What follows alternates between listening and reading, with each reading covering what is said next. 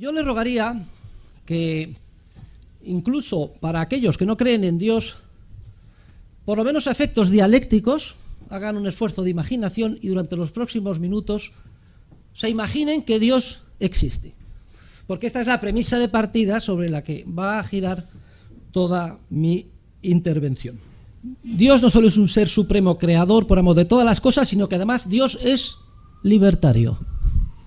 Esta es la principal tesis sobre la que va a girar mi intervención. Libertario es aquel que ama la libertad, que es una e indivisible del ser humano. Sobre todo, que defiende la libertad de empresa, que defiende la capacidad creativa del ser humano, el orden espontáneo del mercado y sobre todo que aborrece de la coacción sistemática y organizada de esas agencias monopolistas de la violencia que conocemos con el nombre de estados. Significa esto que siendo Dios Señor de todo el universo, que ha creado con sus leyes de la nada, que tiene por tanto el poder absoluto sobre la Tierra y el resto del universo, que siendo el poder absoluto, sin embargo, Dios no utiliza la fuerza, sino que siempre deja en libertad a sus criaturas, hasta el punto de que les deja la libertad de que se rebelen contra Él. Es decir, una y otra vez Dios perdona al ser humano y le permite que se levante y vuelva a empezar. Deja que el universo, con el orden que Él ha creado, evolucione solo y de manera espontánea. Dios deja hacer, deja pasar, el mundo va por sí solo. Laissez faire, laissez passer, le monde va de lui-même. Podría ser el lema de nuestro Dios libertario. Y eso, a pesar de que el ser humano una y otra vez tienta a Dios y le exige que manifieste su poder supremo, que nos dé signos clarísimos que no se puedan contestar de su poder, y entonces creeremos en Él. Pero claro, Dios no entra al trapo, porque una confesión, una conversión forzada, resultado de un cataclismo, sería algo contrario a esa libertad innata que caracteriza al supremo creador por amor de todas las cosas. Los celotes, en la época de Jesús, y el mundo sigue lleno hoy en día de celotes, clamaban y pedían porque se creara un Estado mundial omnipotente, un reino del Mesías que ejerciera su poder e impusiera su voluntad sobre todo el mundo. Vamos a verlo exactamente, lo tenemos en San Lucas, en el capítulo 9. Dice que entraron en una aldea de samaritanos para hacer los preparativos, pero no lo recibieron porque su aspecto era el de uno que caminaba hacia Jerusalén. Al ver esto, Santiago y Juan, discípulos suyos, le dijeron: Señor, ¿quieres que digamos que baje fuego del cielo que acabe con ellos? Jesús se volvió y les regañó fuertemente, y se encaminaron a otra aldea. Pero ni siquiera, teniendo poder y siendo capaz de establecer el mejor estado del bienestar que quepa imaginar, Dios Hijo, ni siquiera en esas circunstancias entra al trapo. Tenemos el caso de su discurso más famoso, el Sermón de la Montaña. Y una multitud, después, se apiada de ella porque no tienen nada que comer, y viene el milagro de la multiplicación de los panes. Y quedaron todos satisfechos, y se dieron cuenta de que era capaz de alimentar gratis a todo el mundo. Eso era jauja. ¿Y cuál fue la reacción del pueblo? Mucho me temo que más que sensibilizados por el mensaje de las bienaventuranzas, tentados por la posibilidad de lograr aquí y ahora un estado del bienestar, en ese momento querían nombrarle jefe del gobierno, del Estado. En pocas palabras, hacerle rey. Veamos cómo lo dice el Evangelio de San Juan. Dice: Jesús, sabiendo que iban a llevárselo para proclamarle rey, se retiró otra vez a la montaña él solo a orar. Y es que el reino de Dios no es de este mundo. Se lo dice el propio Jesús a un funcionario atemorizado del Estado romano que además está encargado de juzgarle. Mi reino no es de este mundo. De hecho, nunca pagó ningún impuesto Jesús. La única vez que tuvo que pagar un impuesto, encargó que pescaran un pez, le abrieran las vísceras y que allí estaba el denario y que con eso pagaran los impuestos. Pero, ¿cuál es el origen y la naturaleza de los estados o reinos de este mundo? Sin duda alguna, y voy a tratar de demostrarlo esta tarde, el Estado es la encarnación del maligno, del demonio, la correa de transmisión del mal. Vamos a demostrarlo.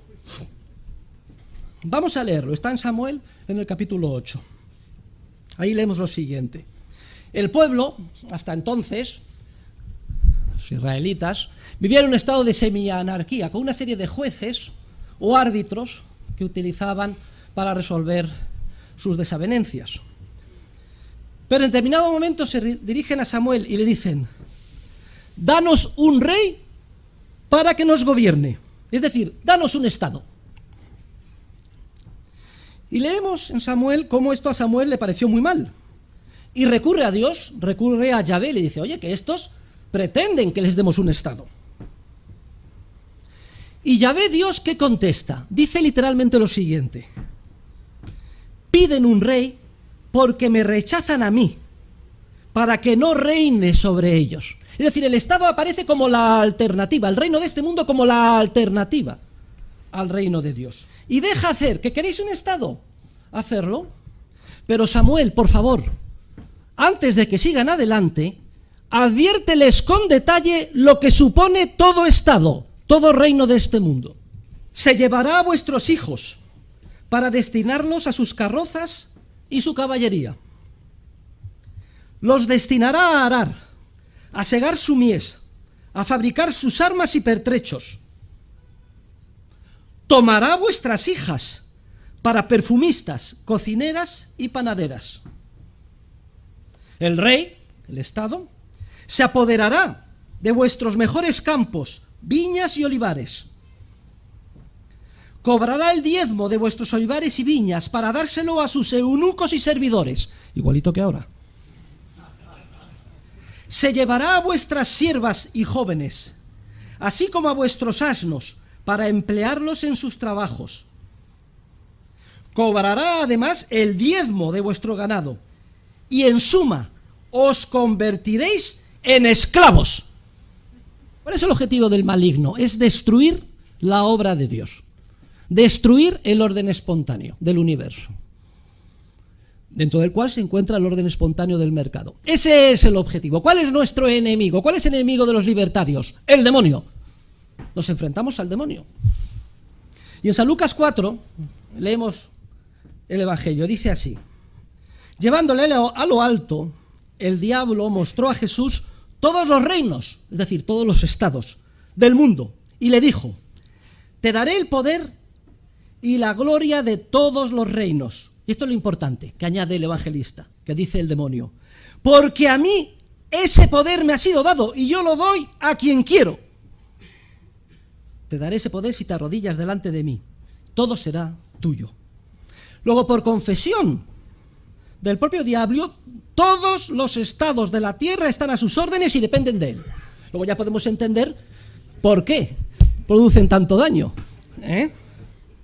El propio Ratzinger, qué papa, qué mente, qué agudeza, alerta de que la principal amenaza de nuestro tiempo radica precisamente en el endiosamiento de la razón humana y en que mediante la supuesta ingeniería social pseudocientífica se pretenda construir aquí y ahora en el mundo, liderado por los gobiernos, los gobernantes, los expertos y a través del Estado, el nirvana, el paraíso terrenal.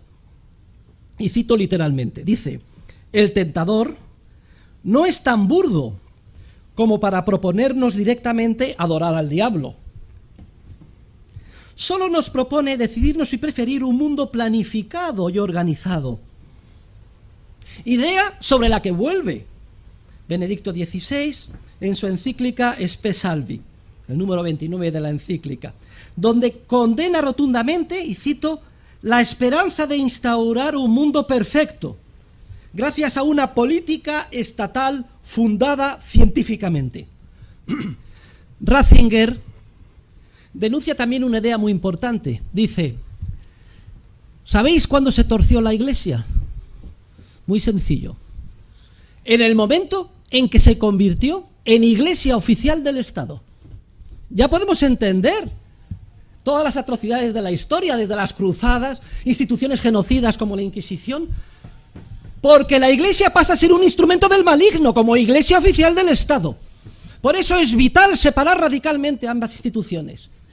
Porque el mercado, y como ya clarísimamente dijo el Papa San Juan Pablo II, es la mejor cadena de solidaridad que se extiende progresivamente y llega hasta los últimos confines.